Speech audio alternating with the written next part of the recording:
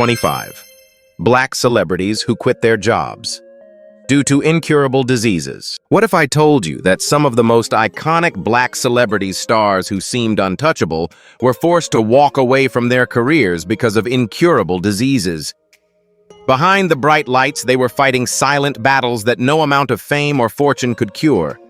From legends of soul and gospel to groundbreaking athletes and Hollywood stars, these are the stories the cameras rarely showed. Their rise inspired millions, but their struggles revealed a painful truth. Stay with us as we uncover 25 powerful stories, and don't forget to like, comment, and subscribe to Legends of Black Excellence. Quincy Jones. Quincy Jones is often remembered as the architect behind some of the most important moments in music history. He wasn't just a producer, he was a cultural force shaping the sounds of jazz, R&B, pop, and film scores over more than 6 decades. From arranging music for Frank Sinatra to producing Michael Jackson's record-breaking album Thriller, Jones redefined what it meant to be a black creative in an industry that often resisted change. His influence stretched across genres, mentoring younger talents and ensuring that his fingerprints were on virtually every corner of American music. But behind the legendary status, Quincy Jones carried burdens that were not visible under the spotlight. In 1974, at the height of his career, he suffered 2 life-threatening brain aneurysms. The surgery saved his life but forced him to abandon playing the trumpet, an instrument that had been his entry point into music. That single loss marked the first time he had to step away from a beloved part of his work.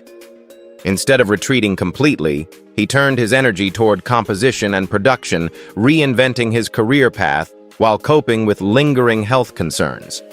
His battles didn't end there. Years later, Jones was diagnosed with type 2 diabetes, an illness that gradually took a heavy toll on his body. In 2015, he slipped into a diabetic coma, a terrifying reminder of how fragile even the strongest legends can be. That near-death experience was a turning point. Quincy gave up alcohol, committed to healthier habits, and remarkably lost over 50 pounds. He often joked that he replaced champagne with sugar-free popsicles. But the truth was sobering. His health demanded sacrifices as real as any career decision he had ever made. Yet despite the setbacks, Jones never stopped contributing to the world of music. His later years were filled with wisdom, mentorship, and advocacy for healthier living, particularly for those in the black community disproportionately affected by diabetes. Quincy's journey is not just about resilience. It's about transformation and the ability to adapt even when the body says no. Quincy Jones reminds us that brilliance is not only defined by achievements at the top, but also by how one responds when forced to step away. His story is a testament to perseverance, innovation, and the courage to keep inspiring even when illness threatened to silence him forever. Billie Holiday. Billie Holiday was more than just a jazz singer. She was a storyteller who carried the weight of her life's struggles into every note she sang. Born Eleanora Fagan in 1915, she rose from a childhood of poverty and trauma to become one of the most influential vocalists of the 20th century. Known as Lady Day, her unique phrasing and raw emotional delivery turned songs like Strange Fruit into cultural anthems that transcended music. Holiday's voice was fragile yet powerful, capturing the pain and resilience of a generation. But fame came with a heavy price. Behind the applause, Billie fought demons that never seemed to leave her. She struggled with substance abuse from a young age, a battle that would define much of her adult life. By the late 1940s, her dependence on alcohol and heroin led to multiple arrests and a tarnished public image. Even as she stood on stage, her health was deteriorating, her once vibrant voice carrying traces of exhaustion. By the spring of 1959, Billie was gravely ill. Years of drinking had ravaged her liver, and doctors diagnosed her with cirrhosis. Though she attempted to stop drinking, the damage had already been done.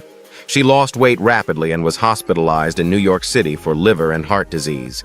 In a cruel twist, instead of receiving peace in her final days, she was placed under police guard, accused of drug possession while lying in her hospital bed. Billie Holiday passed away on July 17, 1959, at just 44 years old. She died with less than $1 in her bank account, yet her influence was priceless. Her story is one of triumph and tragedy, an artist who gave everything to her craft while being slowly undone by her struggles. Today, she is remembered not only for her music, but also for her courage in singing about injustice long before it was safe to do so. Billie's legacy teaches us that true artistry often comes from vulnerability. Even when illness and addiction stripped away her strength, her voice remained immortal. Lady Day may have left this world too soon, but her songs continue to echo with the power of a life lived in defiance of silence. Florence Ballard. Florence Ballard's story is one of the most heartbreaking in music history. Born in Detroit in 1943, she was the soul and energy behind the group that would later become the Supremes. Alongside Mary Wilson and Diana Ross, Florence co-founded the trio known as the Primettes before they were signed to Motown Records. With her deep, powerful voice and radiant stage presence, Flo seemed destined for greatness. Yet fate had other plans. As Motown's Berry Gordy pushed Diana Ross into the spotlight, Ballard's role began to diminish. Tensions grew within the group, and by 1967, she was replaced by Cindy Birdsong. Losing her position in the Supremes was more than just a career setback. It shattered her confidence. Ballard fought legal battles against Motown, but the courtroom victories she hoped for never came. With limited financial support and few opportunities, her descent into poverty was swift. Behind the scenes, Ballard struggled with depression and turned to alcohol as a way of coping. Her once bright future dimmed, and she found herself living far from the glamorous life she had once tasted. In 1976, at only 32 years old, Florence was admitted to the hospital suffering from coronary thrombosis, a heart-related condition. She died shortly afterward, leaving behind 3 young daughters and an unfinished legacy. Today, Ballard is often remembered as the Lost Supreme. While Diana Ross became a global icon, Flo's contributions were overshadowed by the machinery of Motown's star-making. Yet her voice and presence were integral in shaping the early sound of the Supremes, who went on to become one of the most successful female groups of all time. In recent years, her story has gained renewed attention through books, documentaries, and even the Broadway musical Dreamgirls, where the character Effie White was inspired by her life.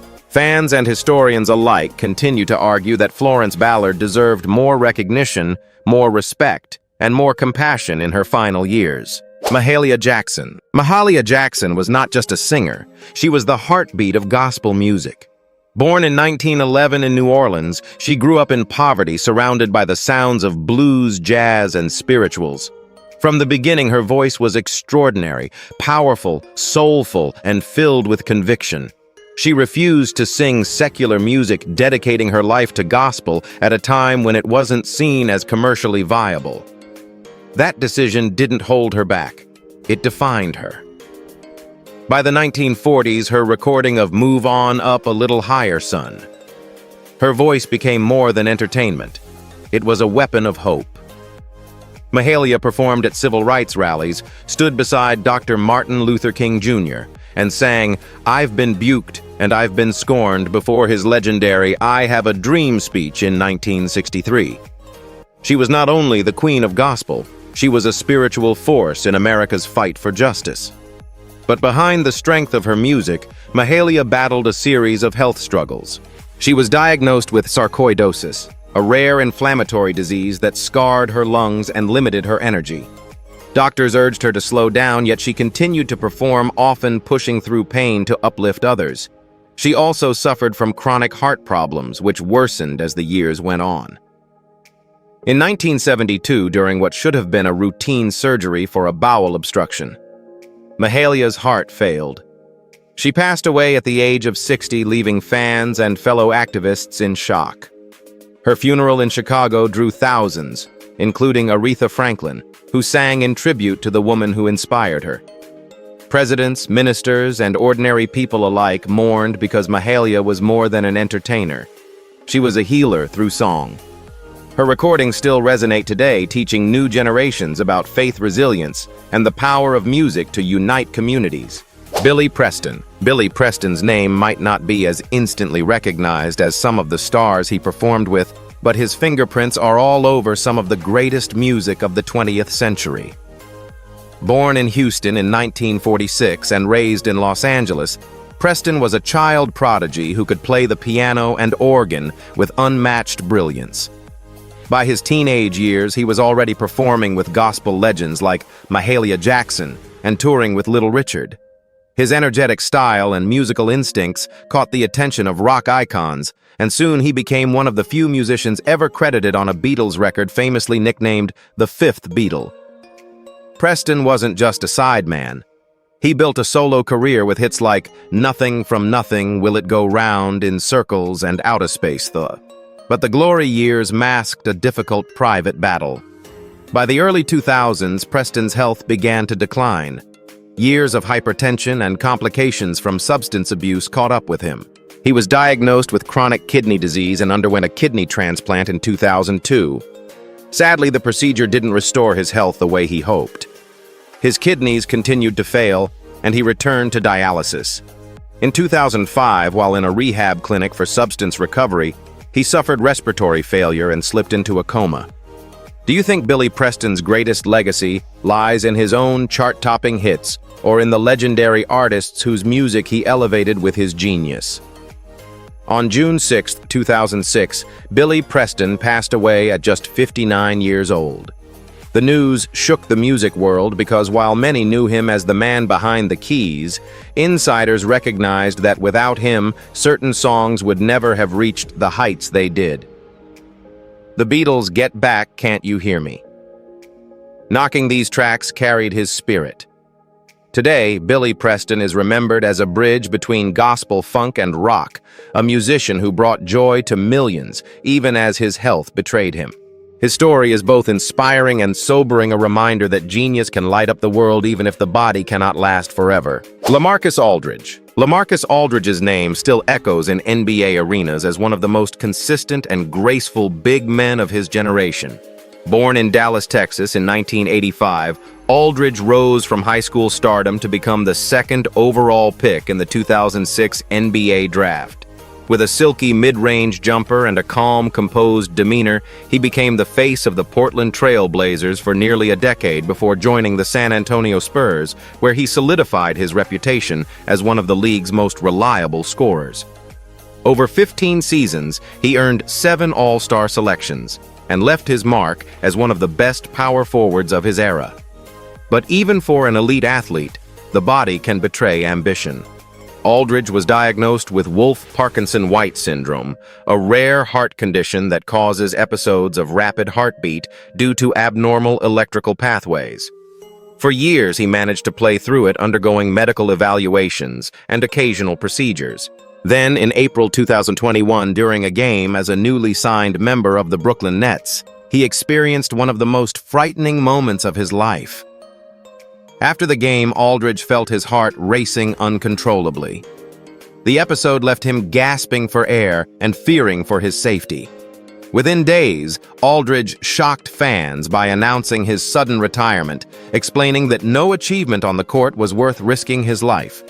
His statement reflected a rare vulnerability in professional sports, where athletes are often expected to play through pain at all costs. In September 2021, after receiving full medical clearance, Aldridge attempted a comeback with the Nets. Though he returned to the floor, the shadow of his condition never fully disappeared. Ultimately, he retired again in 2023, closing the chapter on a career that ended with more than 20,000 points scored, a milestone reached by fewer than 50 players in NBA history. Aldridge's story is not just about points and rebounds. It's about courage and perspective. By stepping away, he reminded fans that health is more valuable than any trophy. His journey is a powerful example for athletes and ordinary people alike. Sometimes the bravest move is not driving to the hoop, but choosing life beyond the game. Toni Braxton. Toni Braxton is one of the most recognizable voices in R&B history. Born in 1967 in Severn, Maryland, she grew up in a deeply musical family and rose to fame in the 1990s with hits like Unbreak My Heart, Breathe Again, You're Making Me High. Pursue. In the early 2000s, after years of unexplained fatigue and chest pain, Braxton was finally diagnosed with lupus and Protects. The stigma around her condition led to lost opportunities and painful cancellations. At times, Toni collapsed on stage, leaving fans stunned and fearful for her safety. In 2012, she also revealed she suffered from microvascular angina, a form of heart disease linked to her lupus. By 2023, she narrowly avoided a fatal heart attack after almost skipping a doctor's appointment, proof that even global icons are not invincible. Do you think artists like Toni Braxton should reveal their health struggles openly, or should they protect their careers by keeping them private? Despite the setbacks, Toni refused to let illness silence her. She became a spokesperson for lupus awareness, using her platform to highlight the struggles of others living with the disease. Her openness has helped reduce stigma and encourage early testing, especially within the Black community, which is disproportionately affected by lupus. Toni Braxton's story is not only about chart-topping songs and worldwide fame, it's also about resilience, survival, and the courage to keep performing even when her own body tried to stop her. She reminds us that true strength isn't found in hiding pain, it's in singing through it. Della Reese. Della Reese's life was a remarkable journey across music, television, and faith. Born Della Reese Patricia. Early in Detroit in 1931, she began singing in church choirs and quickly developed a voice that blended gospel power with jazz elegance.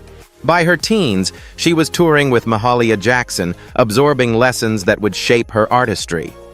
In the 1950s, Della emerged as a jazz and pop singer with hits like Don't You Know, which reached the Billboard Top 10 and established her as one of the few Black women breaking into mainstream television variety shows. But Della was more than a singer. She became a groundbreaking entertainer, hosting her own talk show and later starring in films and television. Her most iconic role came in the 1990s as Tess, the wise and loving angel in the long-running CBS series Touched by an Angel National behind the success. However, Della Reese faced serious health challenges. In the late 1970s, she collapsed during a live taping, leading to a diagnosis of type 2 diabetes. Like many African Americans, she was at higher risk for the disease, and her doctors warned that her lifestyle had to change. Determined, Della began a new chapter of health education, adjusting her diet, exercising, and managing her condition with medication. She became an outspoken advocate, launching the campaign Oft Wu One. Della Reese continued to act and perform for decades, but diabetes took a toll on her body.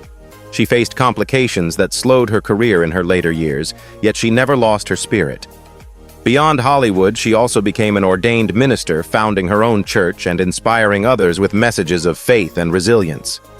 She passed away in 2017 at the age of 86, leaving behind a legacy of music mentorship and hope. Della Reese's life reminds us that even in the face of incurable disease, one can shine as a beacon of strength for millions. Reggie White. Reggie White was more than an NFL superstar. He was a force of nature both on and off the field.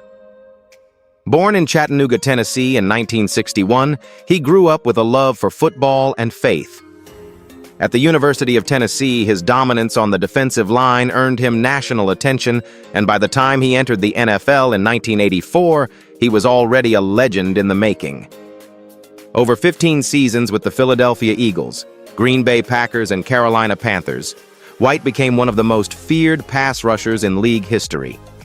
With 198 career sacks, 2 NFL Defensive Player of the Year awards, and a Super Bowl '51 victory with the Packers, his nickname, the Minister of Defense, fit both his athletic ferocity and his role as an ordained minister. But behind the fame and trophies, White faced a hidden and deadly struggle: sleep apnea.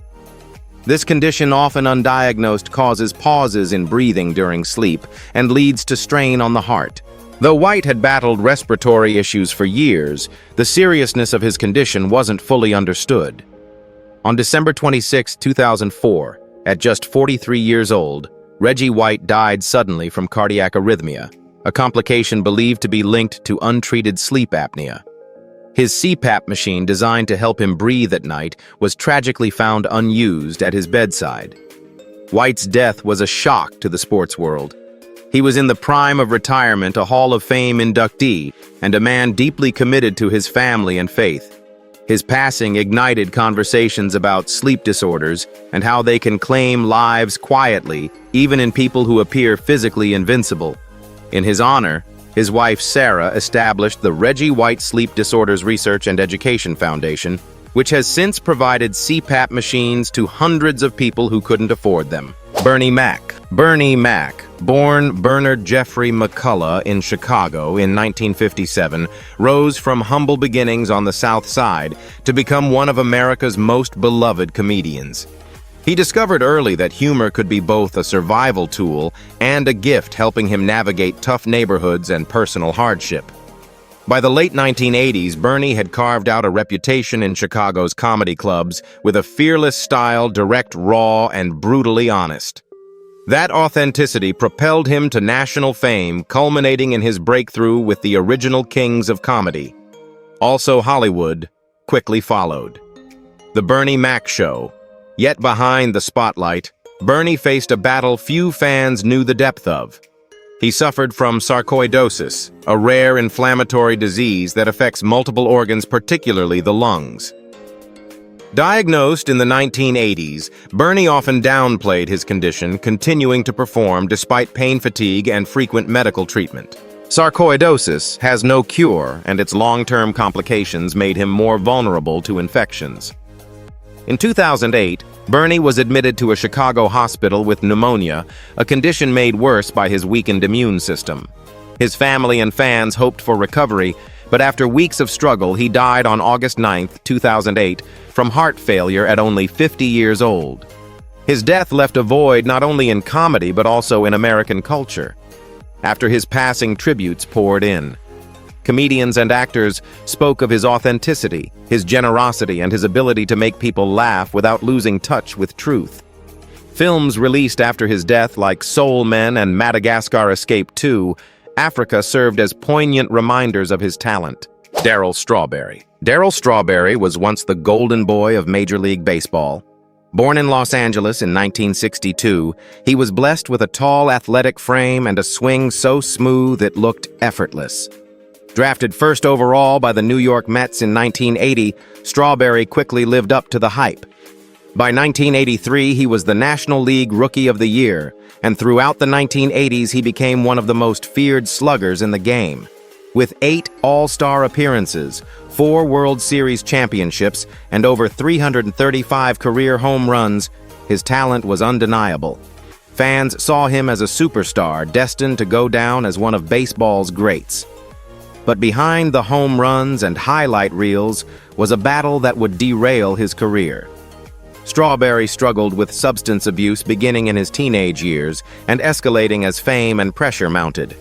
Drugs and alcohol not only tarnished his image, but also led to multiple suspensions from the league.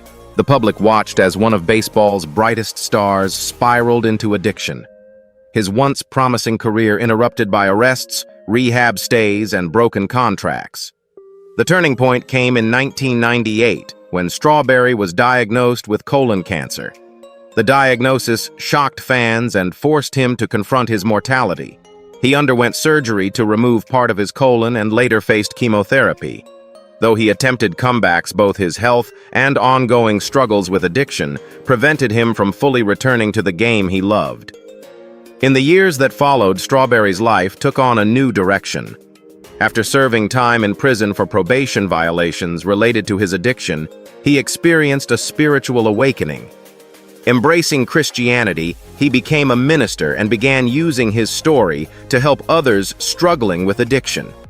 He and his wife Tracy founded treatment centers to support individuals seeking recovery, turning his darkest chapters into a message of hope. Darryl Strawberry's legacy is complicated. On one hand, he remains one of baseball's most talented power hitters, a player who thrilled crowds and lifted teams to championships. On the other, his career serves as a cautionary tale of how fame, pressure, and poor choices can derail even the most gifted athlete. Yet today, his work in ministry and rehabilitation gives his life a new kind of victory, one not measured in home runs, but in lives changed. Donny Hathaway. Donny Hathaway's voice was one of the purest ever to grace the world of soul music. Born in Chicago in 1945 and raised by his grandmother in St. Louis, Hathaway showed extraordinary talent from an early age. By the time he attended Howard University, his musicianship was undeniable. He became a gifted pianist, arranger, and vocalist, blending gospel roots with a deep sensitivity that could turn any lyric into a confession. Songs like This Christmas the Ghetto and his duets with Roberta Flack, including Where is the Love, showcased not only his technical brilliance, but also his ability to touch the human spirit. By the early 1970s, Donny Hathaway had achieved critical acclaim and commercial success, winning a Grammy Award, and establishing himself as one of the most influential voices in soul. But while his music soared, his personal life was clouded by darkness. He was diagnosed with paranoid schizophrenia in 1971, Despite his condition, Hathaway tried to continue working. His collaborations with Roberta Flack produced timeless classics. Yet behind the studio doors, he struggled with inner battles that few could comprehend. The demands of the music industry, combined with his mental health challenges, created an unbearable weight on his shoulders. On January 13, 1979, tragedy struck. Hathaway was found dead outside New York's Essex House Hotel after falling from the 15th floor. The death was ruled a suicide, though many close to him were left questioning what more could have been done to save him. He was only 33 years old. Hathaway's passing devastated the music world, especially Roberta Flack, who later said she could no longer listen to their recordings without crying. Yet his legacy has endured. His songs remain staples of soul music, covered by countless artists and rediscovered by new generations. Donny Hathaway's life reminds us of the delicate line between genius and suffering. Though mental illness silenced him far too early, his music continues to heal hearts across the world. Phyllis Hyman. Phyllis Hyman was the definition of sophistication in music. Born in Philadelphia in 1949, she grew up with a passion for performance that took her from small clubs to Broadway and international stages. Standing nearly 6 feet tall, she commanded attention not only with her statuesque presence, but with a contralto voice that was powerful, sultry, and instantly recognizable. By the late 1970s, she had signed with Arista Records under Clive Davis, releasing albums that showcased her ability to blend jazz, R&B, and soul. Songs like You Know How to Love Me and Living All Alone became classics, earning her critical praise and a devoted fan base. Her talent also crossed over into acting. She starred in the Broadway musical Sophisticated Ladies in 1981, earning a Tony Award nomination and proving that her artistry extended far beyond the recording studio. On stage, Phyllis was radiant. Off stage, however, she carried burdens that were often invisible to those around her. Hyman battled bipolar disorder and severe depression conditions that weighed heavily on her throughout her career. She often masked her pain with alcohol and prescription drugs, which only deepened her struggles. Despite her fame, she felt isolated and misunderstood, particularly in an industry that was unkind to women who didn't fit neatly into commercial molds. Friends and colleagues noticed her mood swings and despair, but few could reach her through the darkness. Do you think the music industry, even today, does enough to support artists battling mental health challenges, or do we still lose too many voices to silence? As the 1990s approached, Phyllis's inner battles worsened. Though she continued to perform, including a memorable run in Duke Ellington tributes, the weight of her depression became unbearable.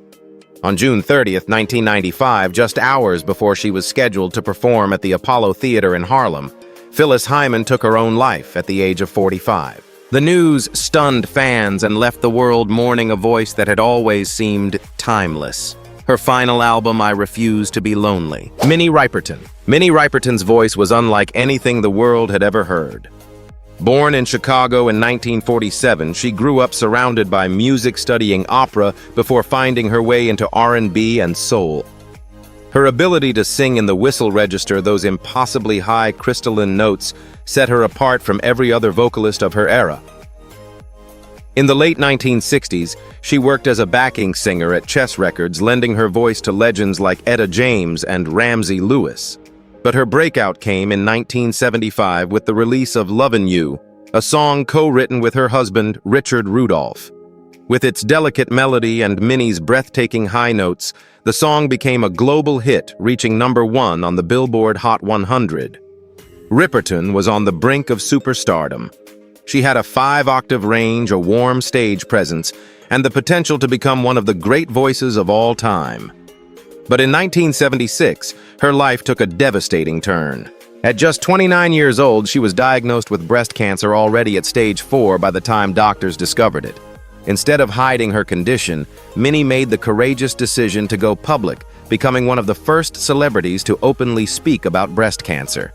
She became a spokesperson for the American Cancer Society, urging women to get tested early and to take their health seriously.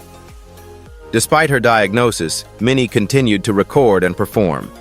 She released her album Stay in Love in 1977 and followed it with Minnie in 1979, pouring every ounce of her remaining strength into her art. Audiences who saw her perform were moved not only by her unmatched vocal talent, but by the grace with which she faced her illness. On July 12, 1979, Minnie Riperton passed away at just 31 years old, leaving behind her husband and 2 young children, including Maya Rudolph, who would later become a celebrated actress and comedian. Her funeral was attended by countless fans and artists who recognized that a once-in-a-lifetime voice had been silenced too soon. Fannie Lou Hamer. Fannie Lou Hamer was never a celebrity in the traditional sense of the word, but her name carries the weight of courage, sacrifice, and change. Born in 1917 in Montgomery County, Mississippi, she was the youngest of 20 children in a family of sharecroppers. Poverty shaped her childhood, but faith and determination shaped her destiny. In 1962, at the age of 44, Hamer attended a meeting led by the Student Nonviolent Coordinating Committee, SNCC, where she learned about the right to vote. That night changed her life forever. When she tried to register to vote, Hamer was met with threats, beatings, and eviction from the plantation where she had worked for nearly 2 decades. Still, she refused to back down. She became a leading voice in the Mississippi Freedom Democratic Party MFDP Shala. But while her words shook the conscience of a nation, Hamer's body carried deep wounds. She was the victim of forced sterilization, a cruel practice inflicted on poor black women in the South without their consent. She also endured severe police beatings that left her with permanent kidney damage and ongoing health problems. As the years went on, her body bore the toll of poverty, medical neglect, and the constant stress of activism. By the mid-1970s, Hamer's health declined sharply. She was diagnosed with breast cancer and continued to suffer from complications of the abuse and trauma she had endured. Despite her failing health, she kept working for her community, focusing on economic justice through initiatives like the Freedom Farm Cooperative, which helped poor families achieve self-sufficiency. On March 14, 1977, at the age of 59, Fannie Lou Hamer passed away. At her funeral, civil rights leaders and ordinary citizens came together to honor a woman who never allowed fear to silence her. Bobby Womack. Bobby Womack's career was as complex as his music. Brilliant, turbulent, and deeply human. Born in Cleveland, Ohio in 1944. Womack grew up in a musical family and began performing gospel with his brothers as the Womack Brothers. Their talent caught the attention of Sam Cooke, who signed them to his label and guided them into secular music. After Cooke's tragic death in 1964, Bobby's career took off writing and performing songs that would become timeless classics. As a songwriter, Womack's fingerprints are everywhere. He penned It's All Over Now, which became the Rolling Stones' first #1 hit, and wrote tracks for Wilson Pickett and Janis Joplin. As a performer, his gravelly voice and raw emotion defined hits like Across 110th Street If You Think You're Lonely. Now That's the Way I Feel About Cha. But with brilliance came turmoil. Womack faced personal tragedies, including the deaths of 2 sons, and battled addiction for much of his life. His struggles with drugs and alcohol often overshadowed his career and contributed to broken relationships. By the 1990s, his health had begun to falter. He was diagnosed with March pneumonia, colon cancer, Alzheimer's disease. Do you think Bobby Womack's raw, pain-filled music connected with audiences because of his struggles or in spite of them? Even as his health declined, Womack experienced a late career resurgence. In 2012, he released The Bravest Man in the Universe, produced by Damon Albarn of Gorillaz, earning critical acclaim and introducing his genius to a new generation. But the revival was short-lived. On June 27, 2014, Bobby Womack passed away at the age of 70, leaving behind a legacy that spanned more than 50 years. Bobby Womack's story is one of survival and truth-telling. His voice carried the weight of pain, love, and redemption, turning personal hardship into universal anthems. Though his battles with illness and addiction ended his career prematurely, his music remains a testament to the power of resilience. Womack may be gone, but his songs continue to echo across time, reminding us of the beauty in imperfection and the strength found in struggle. Tammy Terrell. Tommy Terrell's voice was pure magic, bright, joyful, and filled with a warmth that could turn any song into a love story. Born Thomasina Montgomery in Philadelphia in 1945, she showed talent early, performing in clubs as a teenager before signing her first record deal at just 15. Her career blossomed when she joined Motown Records in 1965, where her voice found its perfect match in Marvin Gaye. Together, they created some of the most iconic duets in music history: Ain't No Mountain High Enough, Your Precious Love, and Ain't Nothing Like the Real Thing. Their chemistry on stage was undeniable, and to audiences they looked like soul music's perfect pair. But behind the applause, Tammy's life was filled with personal and physical challenges. She endured abusive relationships, including a tumultuous romance with singer James Brown, which left her emotionally scarred. Just as her career was soaring, tragedy struck. In October 1967, while performing with Marvin Gaye on stage in Virginia, Tammy collapsed mid-song. Doctors soon discovered the cause: a malignant brain. She underwent multiple surgeries, reportedly at least 8, but her health continued to deteriorate. Despite her illness, Tammy remained determined to record music. Many of her later duets with Marvin Gaye were completed using her pre-recorded vocals, with Valerie Simpson of Ashford and Simpson stepping in quietly to fill the gaps when Tammy was too sick to sing. As her condition worsened, Tammy relied heavily on the support of her family and Marvin Gaye, who often visited her bedside. Marvin later admitted that her illness and passing left him devastated, influencing the darker, more introspective tone of his later albums. On March 16, 1970, Tammy Terrell passed away in Philadelphia at just 24 years old. Her funeral drew Motown stars and devastated fans who couldn't believe that such a radiant young star had been silenced so soon. Tammy Terrell is remembered not only for her golden voice, but also for her bravery. Her duets with Marvin Gaye remain some of the most cherished love songs in music history. Though her career was tragically brief, her impact was profound, reminding the world that sometimes the brightest lights burn out the fastest. Curtis Mayfield. Curtis Mayfield was more than a musician. He was a poet of the people, a voice of conscience in turbulent times. Born in Chicago in 1942, he grew up in the Cabrini Green housing projects, where music became both his escape and his calling. By his teens, he had mastered the guitar, developing a unique open finger tuning that gave his songs a haunting gospel-like resonance. In 1958, he co-founded The Impressions, and with songs like People Get Ready, the group became a soundtrack for the civil rights movement. Their music carried messages of hope, unity, and empowerment, making Mayfield a spiritual leader through song. In the 1970s, Mayfield launched his solo career and continued to use music as a weapon of truth. His landmark soundtrack for the 1972 film Superfly tackled issues of poverty, drugs, and urban struggle, resonating deeply in Black communities. Unlike other artists of his time, he didn't glorify the lifestyle; he exposed its harsh reality, giving his work a timeless relevance. With a soft falsetto voice and searing lyrics, Curtis Mayfield became known as the gentle genius.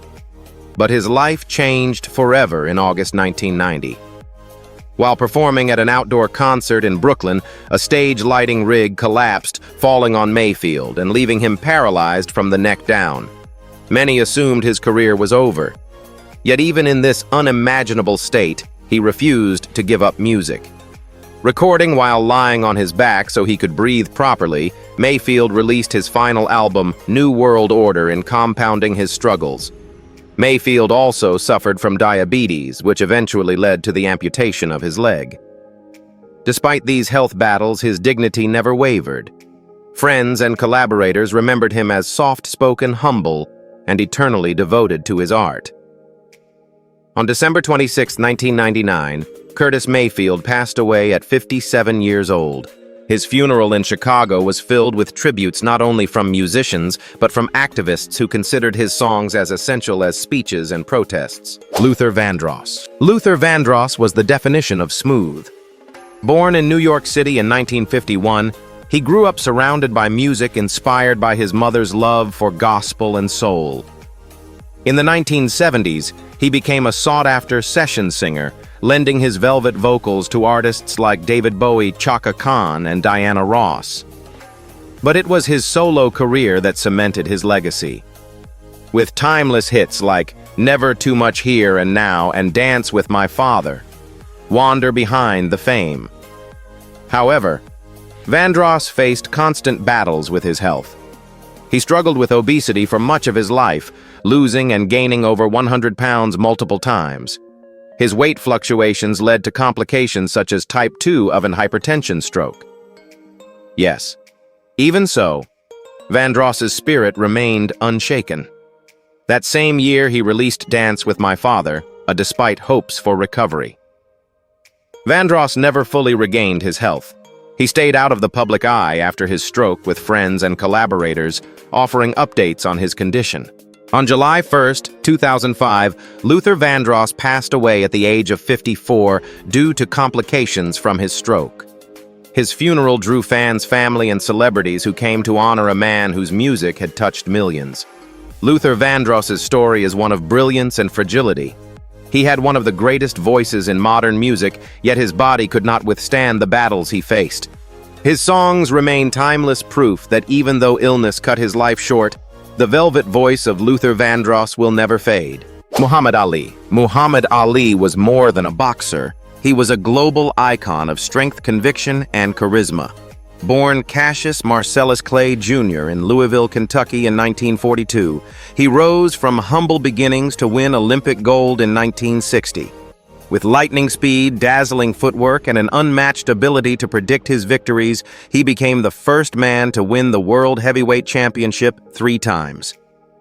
Fights like the Rumble in the Jungle against George Foreman and the T with Joe Frazier became legendary, cementing Ali's place as the greatest. Outside the ring, his refusal to fight in the Vietnam War and his unapologetic pride as a black Muslim made him a symbol of resistance and justice.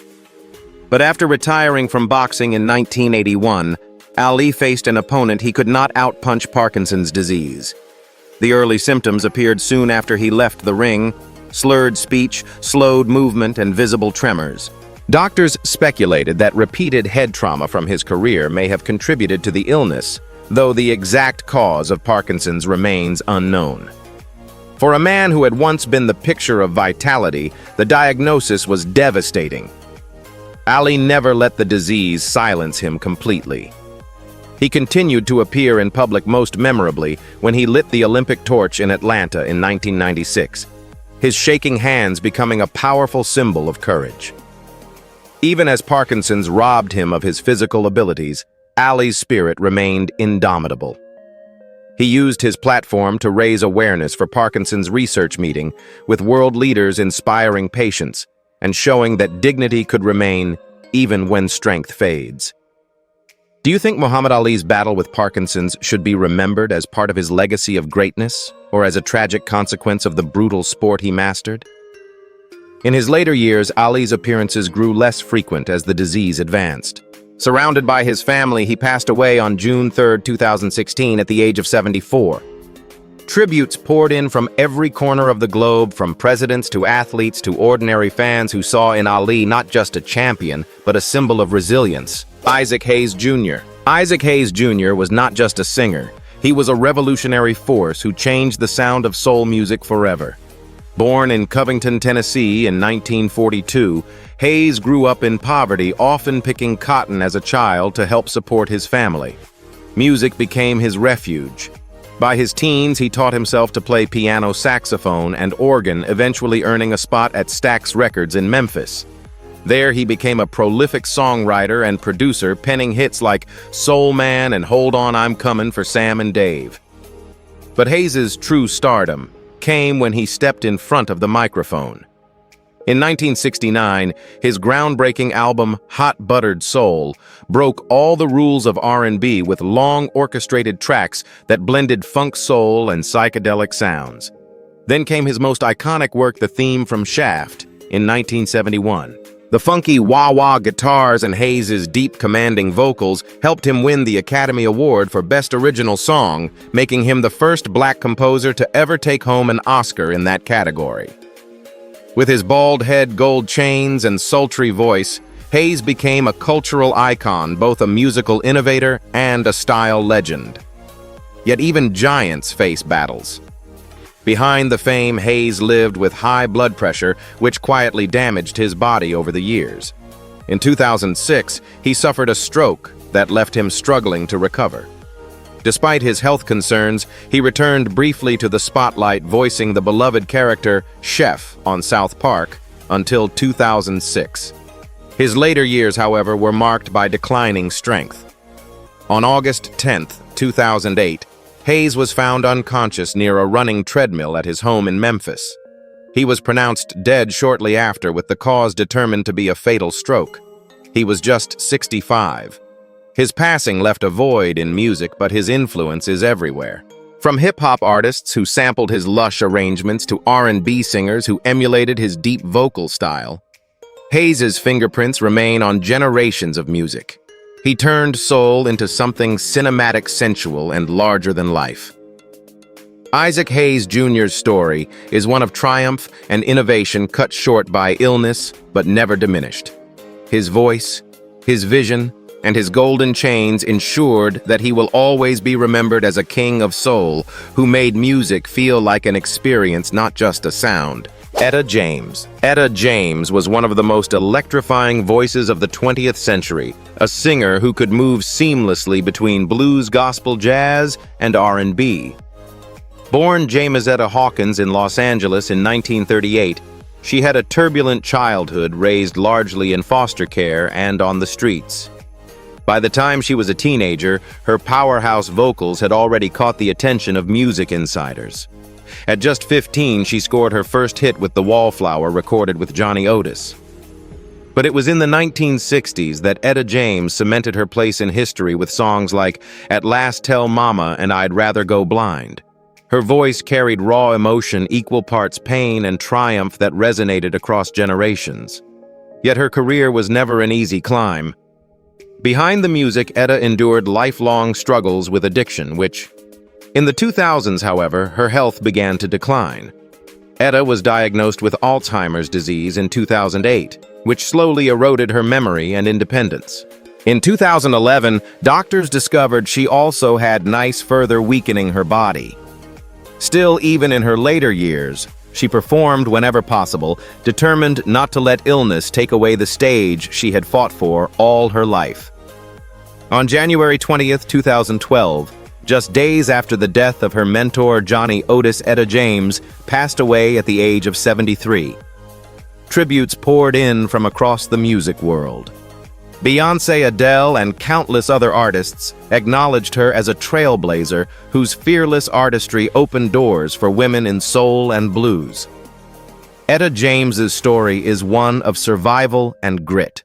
She faced poverty, addiction, and devastating illness, yet her voice never stopped inspiring. Every time we hear the opening notes of At Last, we are reminded that Etta James wasn't just a singer. She was a force of nature, proving that even the stormiest lives can produce the most beautiful songs. Barry White. Barry White's voice was unmistakable, deep, velvety, and filled with romance. Born in Galveston, Texas in 1944 and raised in Los Angeles, he grew up surrounded by gospel and doo-wop. But his early years were not easy. As a teenager, he even served time in jail for theft. Yet music gave him a way forward. By the late 1960s, Barry had discovered his gift as a songwriter, arranger, and producer. He found success with Love Unlimited and the Love Unlimited Orchestra before launching his own career in the 1970s. His rich baritone and lush orchestral arrangements made songs like Can't Get Enough of Your Love, Babe, and You're the First, the Last, My Everything international hits. Over the course of his career, Barry White sold more than 100 million records worldwide and won 2 Grammy Awards. Known as the Godfather of Love, he was celebrated not just for his romantic ballads, but for the way he made listeners feel confident, sensual, and in love. His presence was larger than life, both on stage and off. Yet behind the image of strength and seduction, Barry White struggled with serious health problems. He lived for decades with high blood pressure and chronic kidney disease type 2 diabetes with edema. These conditions severely affected his ability to perform in his later years. In 2003, Barry suffered a stroke while waiting for a kidney transplant. Sadly, he never recovered. On July 4, 2003, he passed away at Cedars-Sinai Medical Center in Los Angeles at the age of 58. His death shocked fans worldwide, especially because his music had always felt timeless songs that made every listener believe love was eternal. Barry White left behind not only a treasure trove of recordings, but also a legacy of passion. His songs continue to play at weddings, anniversaries, and late-night radio shows, proving that true romance never goes out of style. Even though illness ended his career too soon, his voice still whispers across generations. Love is powerful and it lasts forever. Chadwick Boseman. Chadwick Boseman was a rare kind of star. An actor who didn't just play heroes, but embodied them. Born in 1976 in Anderson, South Carolina, he grew up with a love for storytelling, writing his first play in high school. After graduating from Howard University, with support from mentors like Felicia Rashad and Denzel Washington, he pursued acting with quiet determination. By the early 2010s, Chadwick had found his breakthrough in Hollywood portraying real-life icons Jackie Robinson in 42 James Brown in Get On Up, Marshalls. Each performance showed his ability to channel greatness with authenticity and depth. But it was in 2018 that Boseman ascended to global fame with Black Panther. As King T'Challa, he became a cultural symbol representing strength, dignity, and Black excellence on the world stage. The film grossed over 1.3 billion and became a touchstone for millions who finally saw a superhero who looked like them.